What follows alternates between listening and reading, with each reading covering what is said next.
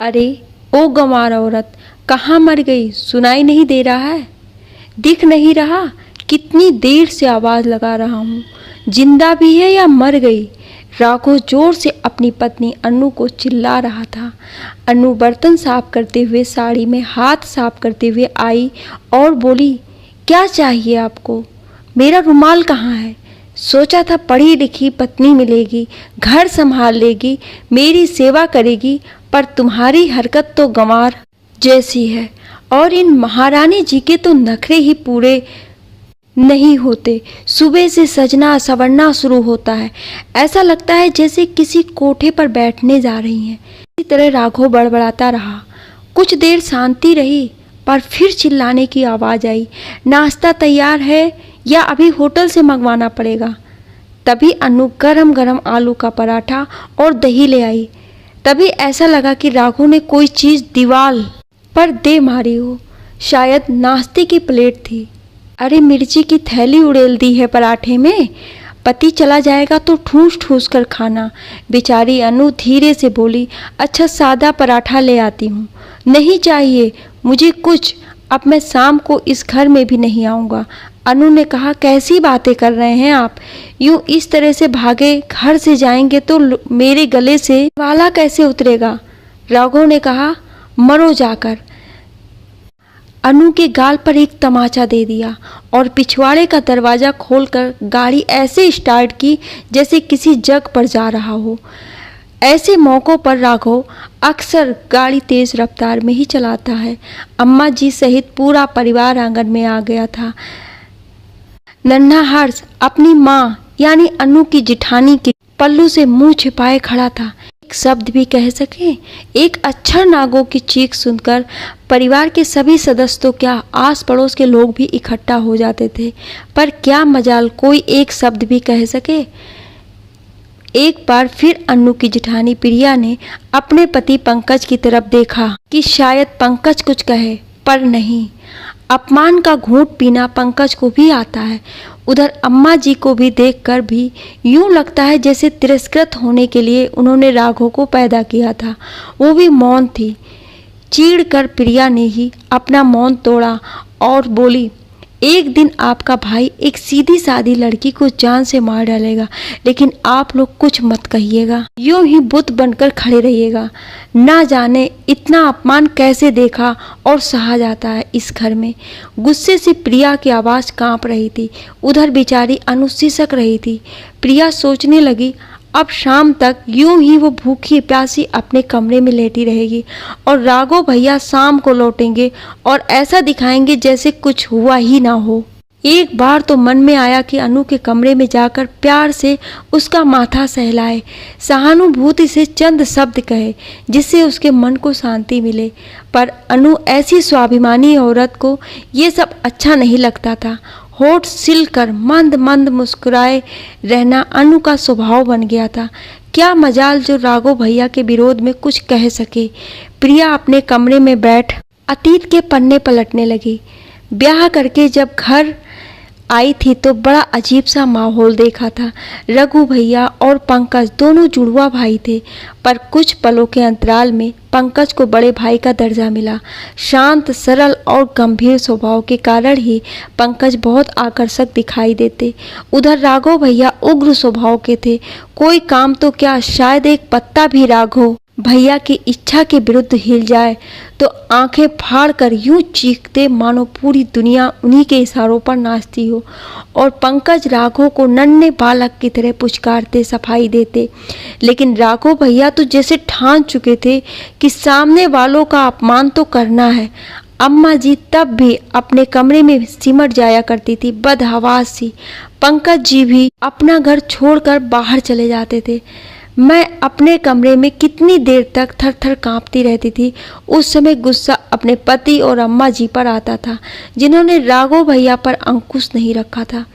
तभी तो वे भी बेलगाम घोड़े की तरह भागते ही जाते हैं। घर के माहौल से परेशान होकर एक दिन मैंने पंकज से बहुत झगड़ा किया, बहुत बुरा भला कहा राघव भैया को, पर पंकज शांत रहे। गंभीर स्वर के साथ अपने चेहरे पर मुस्कान बिखेर कर बोले, प्रिया, यदि राघव की जगह तुम्हारा भाई होता तो तुम क्या करती? क्या ऐसे ही कोसती उसे? तो मैंने कहा, सच बताऊं, यदि मेरा भाई ऐसा होता तो मैं उससे संबंध विच्छेद ही कर ही लेती। और हाँ पंकज, हमारे परिवार में बच्चों को ऐसे संस्कार दिए जाते हैं कि वो बड़ों का अनादर कर ही नहीं सकते, समझे आप? गुस्से के आगोश में मैं बहुत कुछ कह गई थी।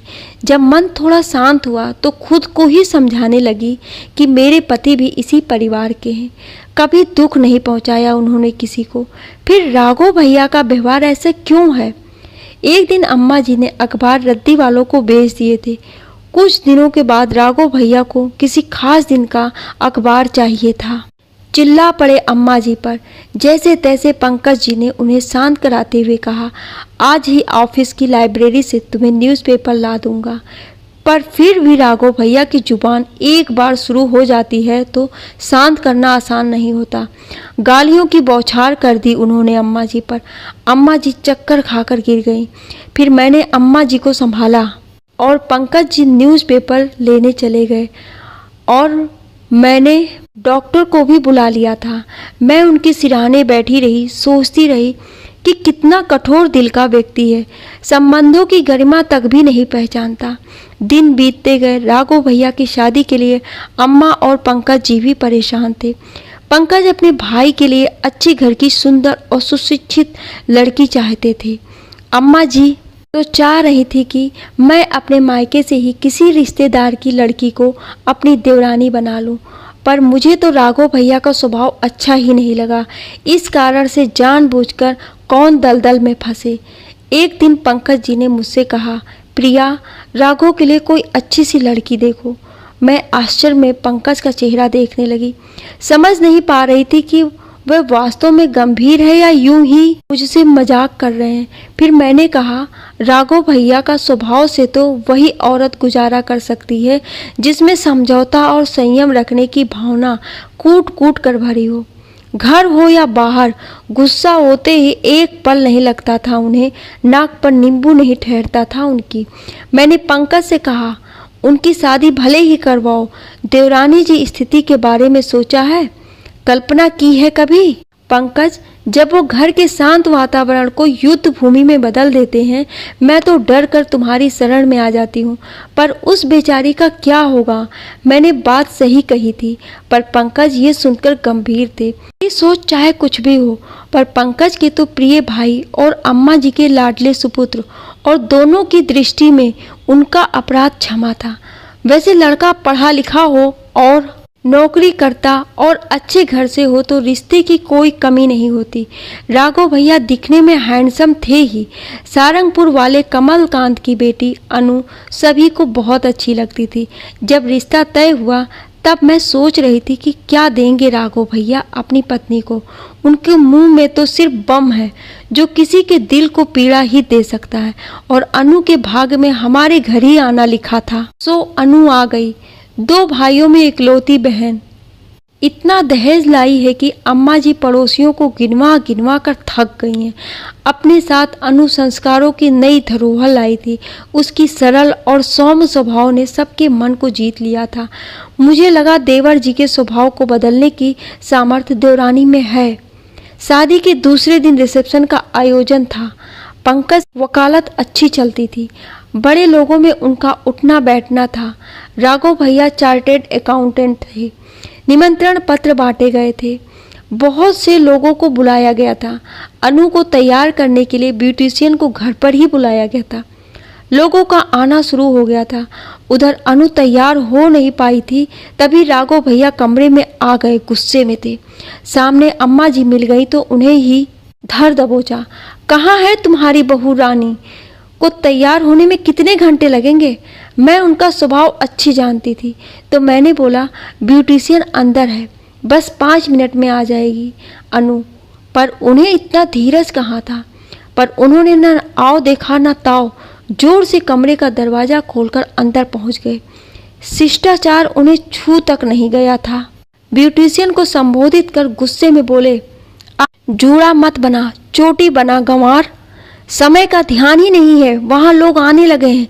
अपमान और डर के मारे अनु के आंसू टपक पड़े। वह बुरी तरह कांपने लगी थी। तब मैं भागकर पंकज को बुला लाई। पंकज भाई को शांत कराते हुए बोले, राघव बाहर चलो, तुम्हारे यहाँ खड़े रहने से और देर होगी। चलो, अनु आ जाएगी। मैं आपकी तरह नहीं जो अपनी पत्नी को सिर पर चढ़ाकर रखूं। मेरे मुंह से निकला हुआ शब्द पत्थर पर लकीर होता है, राघव भैया ने कहा। पंकज उसे समझा बुझा कर ले गए। पंकज में ना जाने कितना धीरज था, जो अपने भाई का हर कटु शब्द सुन लेते थे। मुझे तो राघव भैया किसी मानसिक रोगी से कम नहीं लगते थे। जैसे तैसे तैयार होकर नई बहू स्टेज पर पहुंच गई। ऐसा लग रहा था जैसे मानो अनु ने उदासी की चादर ओढ़ रखी हो। मायका छोड़ ससुराल में पिया ने कैसा स्वागत किया था उसका। हंसी खुशी के माहौल में सब काम अच्छे से निपट गया। दूसरे दिन वह दोनों मनाली चले गए। उस दिन रविवार था। सब शाम को टीवी पर मूवी देख रहे थे। तभी दरवाजे की घंटी बजी। दरवाजे पर अनु और राघव भैया थे। अनु हमारे बीच आकर बैठ गई, हंसती रही, बताती रही। राघव भैया अपने कमरे में चले गए। बार बार अनु की सूनी आंखों में कुछ ढूंढने का प्रयास कर रही थी। बात करते करते अक्सर अनु चुप हो जाती थी, कभी हंसती, कभी सहम जाती। ना जाने किस परेशानी में थी और मुझे कुछ कुरेदना अच्छा नहीं लग रहा था। दूसरे दिन से अनु ने घर के कामकाज में हाथ बटाना शुरू कर दिया। मेरे हर काम में हाथ तो बटाती ही, अम्मा जी की भी सेवा करती। राघव भैया के मुंह से जो निकलता तो अनु तुरंत कर देती। एक बात तो सोचने लायक थी कि पति के गुस्से वाले रूप से घबराकर अनु राघव भैया के पास पल भर भी नहीं बैठती थी। मेरे साथ बैठकर वह हंसती, बोलती, खुश रहती थी, लेकिन पति के पास जाते ही विचलित सी हो जाती थी। कई बार जब अनु पति का व्यवहार देखती, उन्हें खींचकर सबके बीच में लाना चाहती, लेकिन राघव भैया नए परिवेश में खुद को ढालने में असमर्थ ही रहते थे। सबके प्रति इतना अच्छा व्यवहार, शिष्टता, पढ़ी लिखी लड़की संस्कार विहीन पुरुष के साथ कैसे रह सकती है। मैं कई बार सोचती थी, क्या इस आदमी से उसे घृणा नहीं होती होगी। एक बार पंकज टूर पर गए थे। मैं अपने कमरे में कपड़े तय कर रही थी कि देवर जी की बड़बड़ाहट शुरू हो गई और कुछ ही देर में चिंगारी ने विस्फोट का रूप ले लिया था। उनके रजिस्टर पर मेरा बच्चा हर्ष तिरछी रेखाएं खींच आया था। हर समय हर्ष अपनी चाची के कमरे में ही बैठा रहता था। अनु को भी हर्ष के बिना चैन नहीं था। बेवकूफ़ ने मेरा रजिस्टर खराब कर दिया, गधा कहीं का। अपने कमरे में रहता भी तो नहीं है, यहीं दिन भर पड़ा रहता है। राघव भैया चीखे। अनु ने एक शब्द भी नहीं कहा था। गुस्से में शायद व्यक्ति विरोध की प्रतीक्षा करता है, तभी तो बातें खींचती हैं। आग बबूला होकर राघव भैया पलंग पर पसर गए और अचानक पलंग से उठा तो उसे उसकी चप्पल नहीं मिली। पोछा लगाते समय कामवाली ने शायद पलंग के नीचे खिसका दिया था। कामवाली तो मिली नहीं तो उन्होंने पीट डाला मेरे बेटे हर्ष को। अनु हर्ष को बचाने लगी, पर वह तो अनु को ही पीटने पर तुल गए। मैं भागकर अपने हर्ष को ले आई और पीठ सहलाती जा रही थी और सोचती भी जा रही थी कि क्या हर्ष ने इतनी बड़ी गलती की थी। मैंने भी किसी को कुछ नहीं कहा था, चुपचाप अपने कमरे में बैठी रही। पति को शांत कर कुछ समय बाद अनु मेरे कमरे में माफ़ी मांगने आई। मैं बुरी तरह उत्तेजित हो चुकी थी। अपने आप को नियंत्रित करने का प्रयास किया, लेकिन असफल रही। मैं बोली, देखूंगी जब अपने बेटे के साथ ऐसा बर्ताव करेंगे तब। अनु दया का पात्र बनकर रह गई। बेचारी, और क्या करती। हमेशा की तरह उसे बैठने को भी नहीं कहा था मैंने। शाम को अपनी गलती पर पर्दा डालने के लिए राघव भैया खिलौना लेकर आए थे। हर्ष तो सामान्य हो गया था, बच्चा जो था अपमान की भाषा कहाँ पहचानता था, लेकिन मुझे गुस्सा बहुत आ रहा था कि ये खिलौना उसके सामने फेंक दूं, हर्ष को उनकी गोदी से छीनकर अपमान की पुष्टि कर दूं। लेकिन संयम रखना पंकज ने खूब सिखाया था। उस समय अपमान का घूंट पीकर रह गई थी मैं। उसके बाद तो जैसे रोज का नियम बन गया था। अनु जितना अपमान और आरोप सहती, उतना ही उसकी आवाज़ अधिक तीव्र होती जाती थी। कितना कुछ सुनती रहती, जाहिल, गंवार और ना जाने क्या क्या। कितने बार रोते हुए देखा था मैंने। मैं सोचती थी कि सच में मेरी देवरानी पढ़ी लिखी होकर भी गंवार है, मुंह तक नहीं खोलती। बेचारी देवरानी, मैं होती तो कब का छोड़कर जा चुकी होती। प्रतिकार की भाषा अनु जानती ही नहीं थी और पति का विरोध करने के लिए उसके संस्कार उसे अनुमति नहीं देते थे। शादी को 1 साल हो गया था, वह सूख कर कांटा हो गई थी। अब तो माँ बनने वाली थी।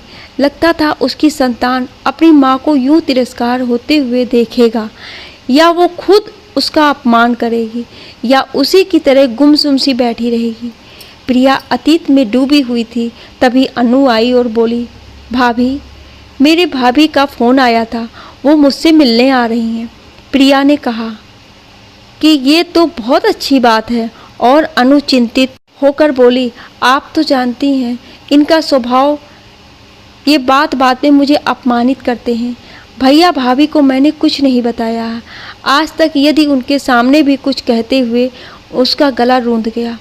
दोषी कौन है अनु? अत्याचार करना जुर्म है तो सहना उससे बड़ा अपराध है, प्रिया ने उसे समझाया। प्रिया संवेदना नहीं जताना चाहती थी, सोई हुई अनु को जगाना चाह रही थी। प्रिया ने आगे कहा, पति को सब कुछ मना करके पैरों की जूती बनकर जीवन नहीं काटा जा सकता है अनु। पति पत्नी का व्यवहार दोस्त जैसा हो, तभी वह सुख दुख के साथी बन सकते हैं। अनु अवाक सी प्रिया की ओर देखती रही। अगले दिन सुबह जल्दी उसके भैया भाभी आ गए। वे बहुत ही अच्छे थे, सबके लिए उपहार लाए थे। कभी अनु को दुलारते तो कभी राघव को। बहुत देर तक तो पास में बैठाकर उससे हाल चाल पूछते रहे। अनु यही जताती रही कि वह यहाँ पर बहुत खुश है। एक दिन रुककर फिर अम्मा जी से अनुमति लेकर अनु को अपने साथ ले गए। अनु को पहला बच्चा होने वाला था, इसलिए वह अनु को अपने पास ही रखना चाहते थे। प्रसव का समय नज़दीक आता जा रहा था। सब अनु के लिए चिंतित थे। कभी कभी उसके भाई का फ़ोन आ जाता था। राघव और सब यही कहते थे कि उन सबका वहाँ रहना बहुत ज़रूरी है। डॉक्टर ने अनु की स्थिति चिंताजनक बताई थी। अब राघव का स्वभाव बदला बदला सा था। चुप्पी का मानो कवच ओढ़ लिया था उसने। न चिंता न गुस्सा करता। उसे देखकर लगता था कि राघव अनु से 2 बोल बोलना चाहता था। उसके जैसा आत्म केंद्रित व्यक्ति मन में पत्नी के लिए थोड़ा प्यार जागृत हुआ था, या अपने ही व्यवहार से क्षुब्ध होकर पश्चाताप की अग्नि में जल रहा था, पता नहीं, पर वह बदला सा था। एक दिन अनु के हॉस्पिटल की खबर सुन राघव के साथ प्रिया और पंकज भी अनु के मायके पहुंचे। अनु की माँ तो बचपन में ही चल बसी थी। भैया भाभी उसकी सेवा कर रहे थे जैसे कोई नाजुक फूल हो। वह हैरान सा राघव कभी पत्नी को देखता, कभी उसके भाई को। ऐसा प्यार राघव ने कभी देखा ही नहीं था। पिछले साल जब अनु को पेट दर्द हुआ था तो दवा लाना तो दूर, राघव अपने ऑफिस में जाकर बैठ गया था। यहाँ कभी तो अनु को फल काटकर खिलाते तो कभी दवा पिलाते। 2 दिन तक प्रसव पीड़ा से छटपटाने के बाद अनु ने बेटी को जन्म दिया था। अनु के भैया भाभी उस बच्ची को हर समय संभालते रहे थे। इधर ये सब कुछ देख राघव के स्वभाव में कुछ परिवर्तन आया था, पर उसके बाद भी अनु बुझी बुझी सी थी, कम बोलती थी और कभी कभी ही हंसती थी। उसके बाद राघव और वो सब घर आ गए। कुछ दिन बाद अनु को वापस मायके से लाने की बात उठी, पर अचानक अनु के निर्णय ने सबको चौंका दिया। वो बोली, मैं कुछ दिन भैया भाभी के पास रहकर कुछ कोर्स करना चाहती हूँ। ये सुन प्रिया को ऐसा लगा जैसे दंपत्ति के क्लेश, सामाजिक प्रताड़ना के कारण अनु का मनोबल क्षुद्र सा हो गया हो। कहीं उसने राघव भैया से अलग रहने का निर्णय तो नहीं ले लिया। स्पष्ट ही लग रहा था कि कोर्स तो एक बहाना था। वह हम सब से दूर रहना चाहती थी। उधर राघव बहुत परेशान थे। इधर अनु की भैया भाभी ने निश्चय किया कि पति पत्नी का ये निजी मामला है, आपसी बातचीत से ही सुलझ जाए तो ठीक है। एक दिन राघव अनु से मिलने गया। प्रिया भी उसके साथ गई थी। अनु कमरे में बेटी के साथ बैठी थी। प्रिया बाहर बैठी हुई थी। उसे राघव और अनु की बातें सुनाई दे रही थी। राघव ने कहा, मुझे माफ़ कर दो, लेकिन अनु फिर भी चुप ही बैठी रही। राघव ने फिर कहा, अनु का मोल मैंने कभी जाना ही नहीं। हाँ, तुम्हारे परिवार में आकर पहली बार जाना कि प्यार, सहानुभूति के बोल तन मन को कितनी राहत पहुंचाते हैं। उस समय करीब 6 वर्ष के रहे होंगे हम दोनों भाई। पिताजी का साया सर से उठ गया था। उनकी मृत्यु से माँ विचित्र सी हो गई थी। माँ घर को पूरी तरह संभाल नहीं पा रही थी और ऐसे समय में रिश्तेदार कितनी मदद करते हैं तुम जान सकती हो। माँ का पूरा गुस्सा तब मुझ पर उतरता था। मुझे लगता था कि वो मुझसे नफरत करती थी। ऐसे कैसे हो सकता है? कोई माँ अपने बेटे से नफरत नहीं कर सकती, अनु ने कहा। माँ इसलिए ऐसा करती थी कि शायद पिताजी की मौत का जिम्मेदार मुझे मानती हो। उस दिन मैं अपने दोस्त के साथ पतंग उड़ा रहा था। पतंग तार में उलझ गई। मेरा दोस्त निकालने लगा, तार से उसे करंट लगने लगा। पिताजी उसे बचाने आए। दोस्त उससे तो बच गया, पर पिताजी नहीं रहे। क्या माँ ने ये सब कहा था तुम्हें? नहीं, माँ ने कभी नहीं कहा, पर एक बार ताऊ जी ने ऐसा मुझे कहा था और उसके बाद से महसूस करने लगा ये सब अंदर ही अंदर हीन भावना से ग्रस्त हो रहा था। पंकज भैया क्या विरोध नहीं करते थे? अनु ने पूछा। अनु, जब इंसान को अपने पूरे मौलिक अधिकार खुद ब खुद मिलते रहते हैं तो शायद दूसरी ओर उसका ध्यान ही नहीं जाता। मुझे भी ऐसा महसूस होता।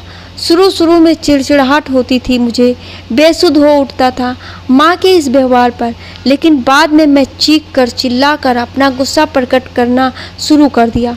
बच्चे से अगर उसका बचपन छीन लिया जाए तो उसे किसी प्रकार की अपेक्षा करना नीरस सा लगता है। धीरे धीरे मुझे दूसरों को नीचा दिखाने में मज़ा आने लगा। बीमार व्यक्ति को दुखी करने में मुझे खुशी की अनुभूति होती थी। कई बार तुम्हें प्यार करना चाहा तो मेरा अहम मेरे आगे आ जाता था। जिस भावना को कभी महसूस नहीं किया उसे बांट कैसे सकता था? अपनी बच्ची को मैं खूब प्यार दूंगा, विश्वास दूंगा, समाज में अच्छा जीवन बिता सके, उसे बुरे वातावरण से हमेशा दूर रखूंगा। अब घर चलो अनु।